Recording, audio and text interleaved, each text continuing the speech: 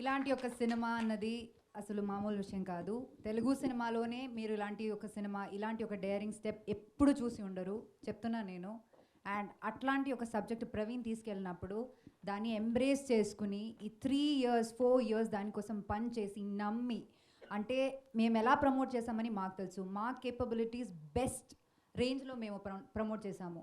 ఈ సినిమాకి కావాల్సిందా అన్నీ తీసుకొచ్చి ఈ సినిమాని ఇలా అసెంబుల్ చేశారు విజయ్ గారు. సో అలాంటి ఒక ప్రొడ్యూసర్ అన్నది నా లాంటి యాక్టర్స్కి ఆక్సిజన్ అనమాట.